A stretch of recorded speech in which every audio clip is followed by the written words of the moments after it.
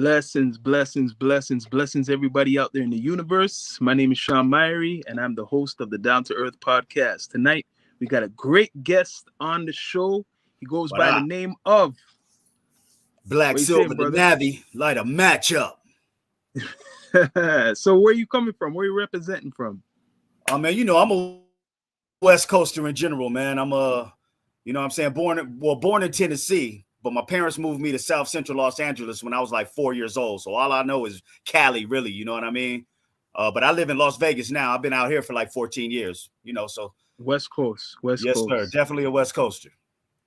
So, how long you been doing the music thing for? I could see that you have a resume. You've been, networking for a good while with all different types of artists in the industry from the West Right. Coast, everywhere.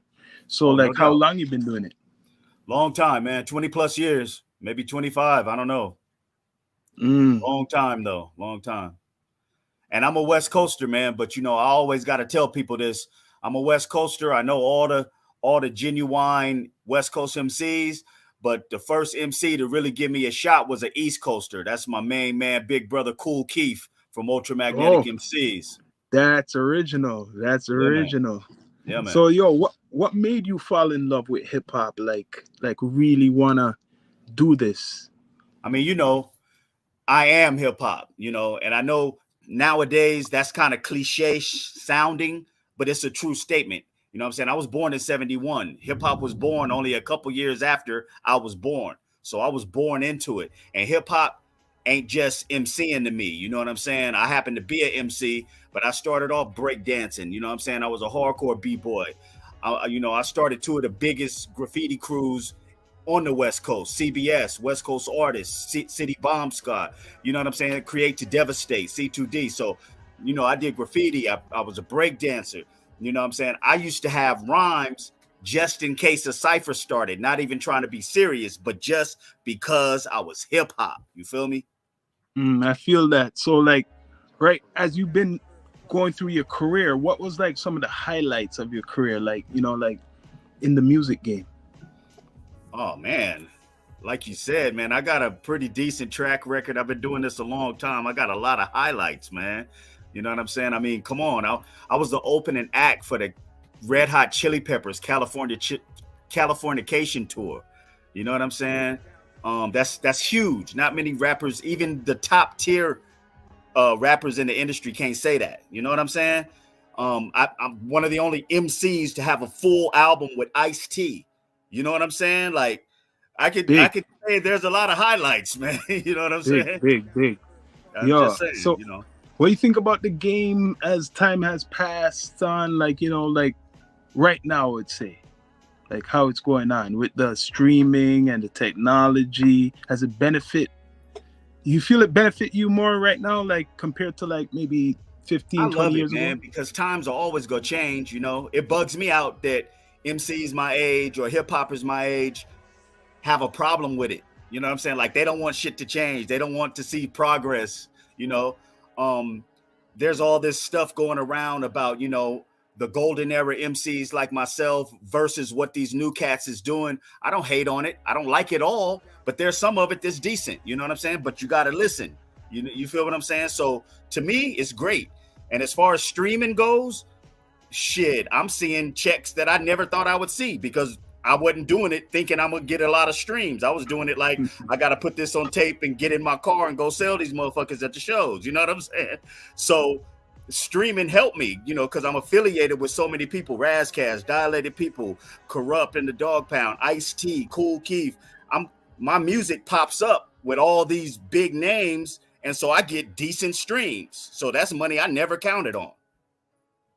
What do you feel about the ageism? Because I feel that's something what doesn't make no sense to me, because other genres don't do that, and I think that cheapens the culture of hip-hop, because rock and all these other country, you could do it in no one is discriminating against your age. Just hip-hop has this thing going on, I feel, and I don't not everybody does it, but I feel that's this trend in the last couple of years.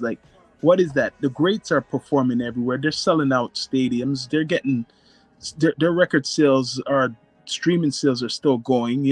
What do you feel about this ageism? I mean, it's a fact. Hip hop kind of stunted its own growth by setting that stigma. You know what I'm saying? But to keep it real, when I was 25, I was like, I won't be rapping past 40. You know what I'm saying? And I think that was just something within hip hop. But we didn't recognize we were literally growing with hip hop. And so now, shit, I'm 51 years old. I can't believe I picked the mic back up.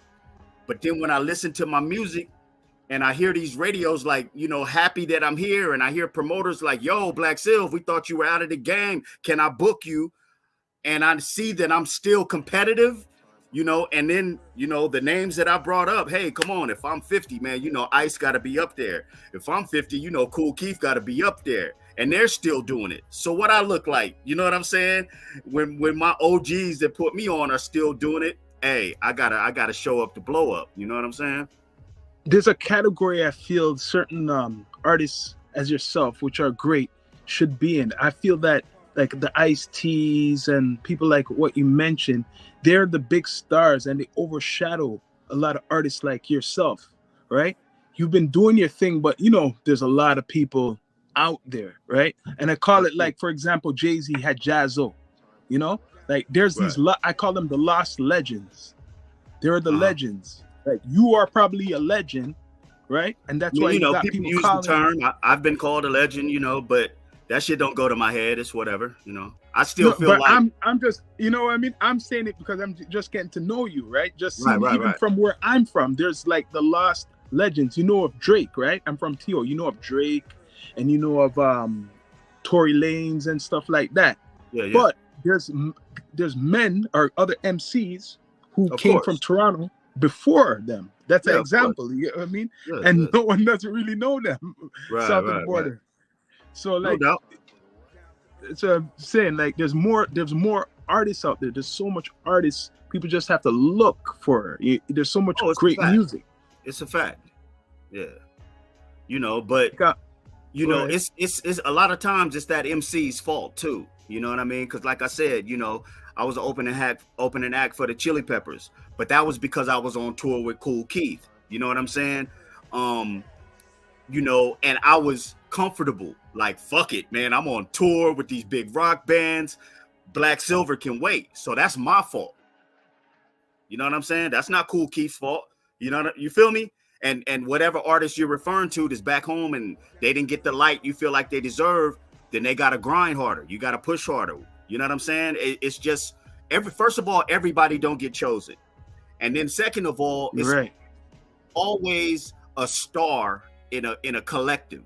You know what I'm saying? Like I run around with the Alcoholics. You know what I'm saying? Everybody see me with Tash all the time. Now the Alcoholics are all my brothers.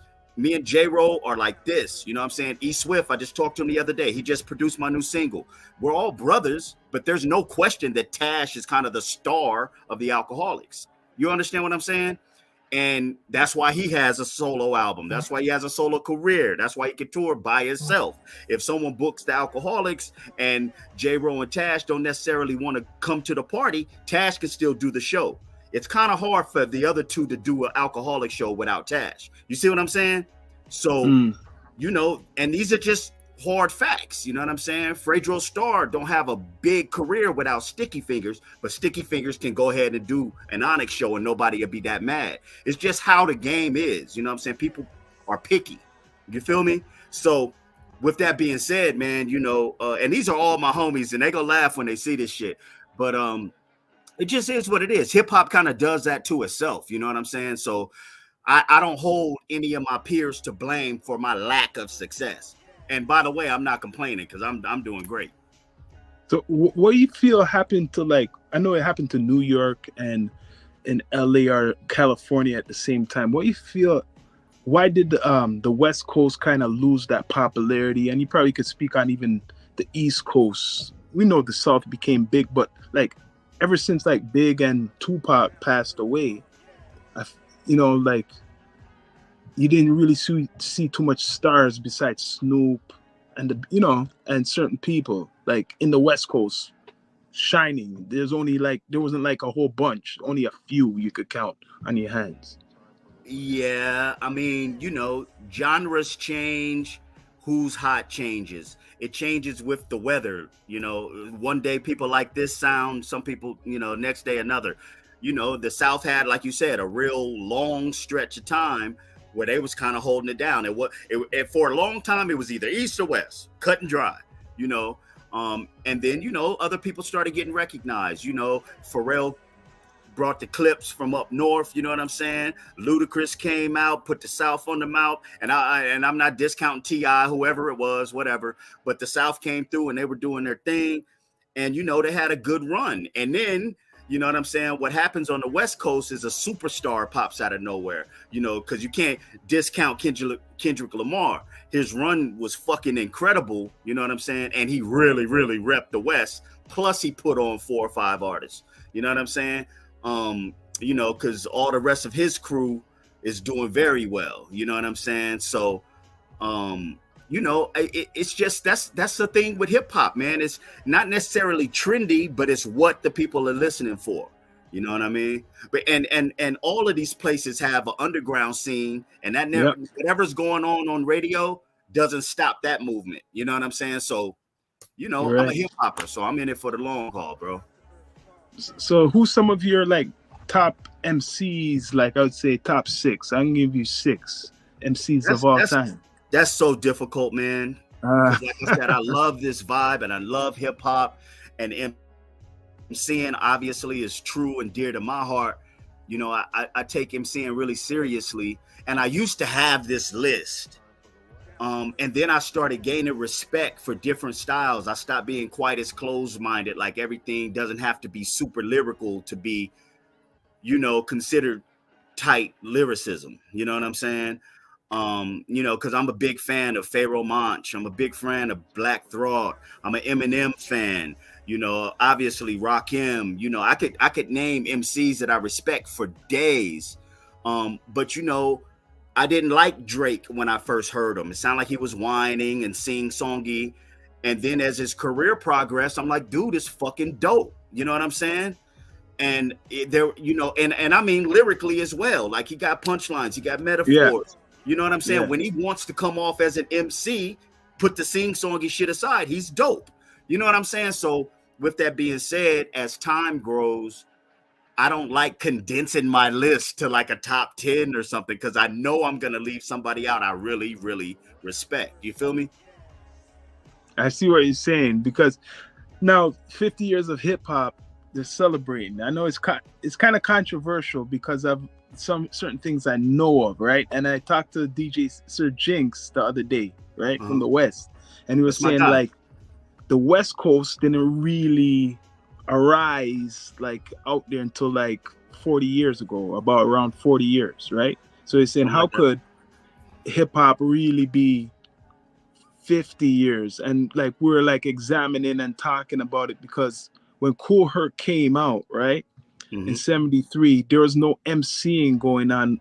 There was no established artists being distributed. There was no like a lot of the elements was getting developed until 82, until Africa Bambaataa brought it commercially to the world and people like that. You know what I mean? So I know what you're saying, but you got to realize that once again, like I started off saying, like MCing ain't just what hip hop is about, right? You're right. When they say hip hop started 50 years ago, I don't think a lot of people recognize they're not saying hip hop was a fully blown world recognized thing. He literally coined the phrase hip hop at a block party. It was the first time anyone had heard this is hip hop screamed loud on speakers, and people call it a name. At first they were just b-boying, you know what I'm saying? Breaking and listening to some whack ass scratches. You know what I'm saying? That was all they knew. They didn't have a name. He's behind the wheels of steel, and he announces, this is hip hop, y'all. Anybody who likes hip hop, come here, and we're going to keep doing this. You know what I'm saying? That's what they're talking about. So, no, of course, it wasn't a fully developed industry like it is now. but he coined the term hip hop in 73. You're gonna get some people questioning that too. I know what you mean. I'm hearing I mean, the that's different what they're stories. talking about is all I'm saying. I wasn't fucking there. I was 2 years old. Like I said, I was born in 71, so I wasn't there. But from my knowledge, and I know Cool Herc personally, I know Prince Whip personally. Peace to y'all. We used to kick it and play dominoes at Jamaican Gold in Hollywood 20 fucking years ago. Those are my guys. And I'll always respect them. And you know, so I'm saying I've heard these stories from the horse's mouth. I got some gems on here, so I like that you said that. so what you? Well, I'm not gonna go into controversial stuff. I mean, it's all good. We here to chop, you know what I'm saying, and we're talking about hip hop, and we both have an interest in it. So you know, everything's up to debate. I was gonna bring up like the forefathers. Then you got Africa Bambaataa, right? Right. Because I know his story. So I feel they don't talk about him because of a certain situation, right? Right. And he's one of the forefathers because the industry basically funded him, right? They made him. He brought one of the first hip hop tours, and he was using the machines first, and he's like the godfather. Well, James Brown named him the godfather of hip hop. For sure. I don't know if you know that, and I've considered James Brown the godfather of hip hop. I never saw the interview, but I heard about it. Yeah. So like I'm just saying, respect to Cool Herc, of course, because I have the same background, Jamaican too, right? Respect. But African Bambaataa, he's not talked about. I'm just saying. I mean, you know, he is, but you know, like you said, he caught a bad rap a few years back, and people hold on to shit, man. You know, they forget. You know, you can do all kind of good shit and be praised. And people bowing to you, you fuck up once and it's all bad. It's like they never fucking knew you. You know what I'm saying? And I'm not saying whatever he did was right or wrong. I'm not siding with him. I'm just saying, you know, it gotta be some balance to that situation. You know what I'm saying? You know, and if he was a Cool Herc or a Whip, I'd fucking be defending him. Like, yeah, you know, whatever. You know what I'm saying? But ain't nobody speaking up on Bambaataa. Somebody gotta know him. You know what I'm saying? And be able to speak on his character. You know, like I said, I would do that for my OGs. You know what I'm saying? But who's to say, bro? I don't know. I've met African Bambaataa a couple times, but I can't say I know the brother. You feel me? Yeah. So what's going on for you, Black Silver? Where did you get? No, first before that, where do you get the name from? My name was Quicksilver back day. I used to be a skateboarder, and I was skating at Fairfax High School one day. I did a trick and fell off my board, and my board shot off onto the track and field yard. One of the coaches seen me running to get the motherfucking skateboard and was like, "Yo, you need to try out for track." I tried out. I wound up being pretty fast, and they started calling me Quicksilver. Later on, in my life or whatever, I dropped the quick and added the black. You know, when Tribe Called Quest came out and the fucking, you know, Public Enemy and X-Clan and, you know, we were fighting the power, I dropped this quick and added the black, you know, that was my pro-blackness. It became Black Silver. Great. What do you feel about like the balance of some of that positivity? Because, okay, let me bring it. There's a lot of negativity right now in hip-hop. More than ever. And hip-hop started off as a positive thing for the community, for the people. It started off telling the truth, and it wasn't always necessarily positive. But back day, when brothers were telling the stories, they were telling it as a lesson. They weren't saying they were the biggest, baddest motherfucker on the block, and I'll shoot you if you come around me. You know what I'm saying? Which I'm sick and tired of it. You know what I mean? If you ever hear me talk about a pistol, that motherfucker's sitting right next to me. You know what I'm saying?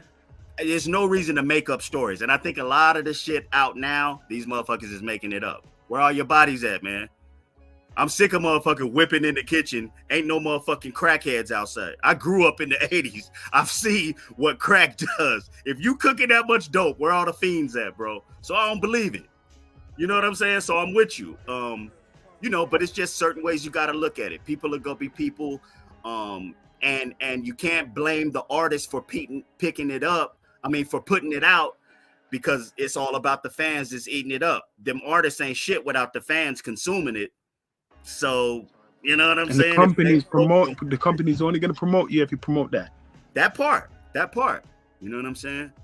It's unfortunate, but it's always been like that. People are just now seeing it. It's weird. But the industry is fucked up. The people that run the actual industry that were, behind the money and the decision making on those big labels back day were fucked in the head, homie, if you ask me. You know what I'm saying? You had to be a weirdo, you had to be promoting violence, genocide, and all that kind of shit. If not, it was very difficult to get a real deal. So like, what's next for you? I see that you're very lyrical. You're a lyricist. You're Appreciate like that. pure. You are hip hop. When Right I on. just listen to anything you have, you are hip hop. So do Right you have on. like some new projects like you're in the works with right now, like putting together? It's pretty crazy, man. As of spring 2022, I hadn't touched a microphone in about 5 years. I was out fishing, hanging with my family, living my life. I do run a booking agency. I knew so many people in the game. When I kind of fell back from actually recording, I started booking all my homies. You know what I mean? Booking them on shows. So that was my only real connection with hip hop. But anyway, I got a phone call from one of my peers, and it was like, "Yo, Sylv, I know you ain't fucking with it, but you can get some quick money if you do 7 songs." And I'm like, man, I really don't want to be bothered, but I'm going to make some money for rapping. Yeah, I'm going to go make 7 songs. You know what I'm saying? And since then, like I said, man, people started calling me for shows. They couldn't believe it. I had turned in this product. I mean, because I did the 7 songs in like, I don't know, 2 weeks. You know what I'm saying? I called up a bunch of my producers, homies, sat down, wrote, went in the studio. I do like, when I go in the studio, I have at least 3 or 4 songs in my head ready to, lay down. So I always knock them out in batches. So I had those songs done quick. And once I turned in them songs, man, everything, it was like the snowball effect. Like I said, I started getting offers. Me and Kool Keith are doing a project now, an EP. Me and Rusty Jukes are doing an EP. Me and Ill Bill are doing an EP. Me and the Stand the Man produced me and Rusty Jukes, but he gonna kill me. Oh, me and my man Stimulator Beats are like 5 songs into an EP. I'm just working again, you know what I'm saying? And it feels Working. You know what I'm saying? No pressure. I'm just having fun again, So what do you think about like the evolution of like an artist as you get older? Like you said, you're booking, you were just chilling. I'm doing similar thing. I'm an MC, but I got into this content game, podcasting, doing different business type of stuff, like showcases, helping, promote me and my brother, interview people, keep going. It's a Bible of stuff. No doubt. Like, right on. Don't you think certain people should realize, because times change, that as you get older, right, that you have to kind of see how the media is going, especially as an artist, to get people to want to listen to you more? Like, yeah, I think I get what you're saying. And this round I did something a little different. Like I said, back day, the reason I don't really complain about how popular I got or anything like that is because I was kind of sustained. I was always on tour with my people. If it wasn't Kool Keith or Ice-T, I was on tour with Razzcast or Dilated. I was with some of the homies that were super popular, and I could eat, you know what I'm saying? And I was having fun. But this time around, one thing I said to myself is, if I'm going to do it, I'm going to go hard, and I'm going to put a team together, because it's not really realistic to try and do it by yourself. It's a fact there's strength in numbers, and it's a fact that you need to be able to focus on being an artist so that that's the best it can be, and let other people have a little bit of control over where your career path is going, and you can spread your wings further. So I got management. Big shots out to Big Ra. I believe he hooked me up with you guys. Yeah. Good brother. Word. Yeah. Shout out to Big Ra. That's my bro. We're doing some big things. He's going to be working with Rusty Jukes as well. But anyway, I got a team together. We got a PR rep. You know what I'm saying? We got a solid recording and mastering situation. You know what I mean? And we got a machine, I guess is what I'm saying. You know what I'm saying? I can go record with no stress. We know the quality is there. We know where we're sending it. That person is in contact with the person mixing and mastering. We get our masters sent to us. Then we give our ideas to our graphic design people. They start making cover work. And it's just, you know what I'm saying? It's a routine. It's an oiled machine. And It's a it just team. feels good because I can just be an artist. You feel me? And I You're think right. Teamwork makes the dream work. Yeah, teamwork definitely makes the dream work, man. And I feel like we're breaking a lot more ground faster than I did back day just by having that team together. You know what I'm saying? So that's super important to me. And that's why I feel a lot of people think they could do it by themselves, but you do need a team. That's the evolution I'm talking about. Yeah, absolutely. Absolutely. Or like, what's next? Like, are you gonna do any shows? Have you been back in the arena? Oh yeah. I got a few things coming up, man. I don't want to prematurely announce any things, but it's some big shit coming up. Like I said, I got all these projects. 2 of them have a home already, and so I'm really excited to be working. One person is E1 Music. That deal is done. And we're being courted by, 2 other pretty, decent labels that are doing a lot of good stuff right now. And, as soon as those paperworks are signed, I'm just happy, man. I can be an artist and things are falling in place and I'm comfortable. You know what I mean? When the stress is low and you're not dealing with fucked up politics, you can just work, you know what I mean? And things seem to be working themselves out. Like, I'm not greedy, but I'm getting paid for my art. You really can't complain. You know what I'm saying? I like how you put it down. Intelligent artist. I love this. Intelligent experience. Respect. And like you're saying, you never had to worry because you had a good energy all the time around you, right? You got to, man. You got to take the good with the bad. You know what I'm saying? So you ever leave, like, do any tours? Like, you already done it. That's stupid what I'm saying. Like, you plan to go back, like, around doing a tour again? I never thought I would say yes to that, but yes, my old ass is actually looking forward to it. I get to tell promoters now I would never want to bring my girl, but now I'll be like, yo, my wife is coming with me or I can't make it. You know what I'm saying? Just mature people shit. You know what I'm saying? If I'm going to be gone for a year, unless she don't want to go, then I got to bring my wife. Other than that, you know what I'm saying? Yeah, it's all good. Man, I like hearing that. You got to balance the family and business nowadays. Absolutely. That's how it is. She either heard me or there was perfect time and my wife walked in the door right when I said that shit. So, yeah, anything you want to tell the universe before we come off the spaceship where they could connect with Black Silva and everything? Nothing in particular, man. Just keep your ears to the street.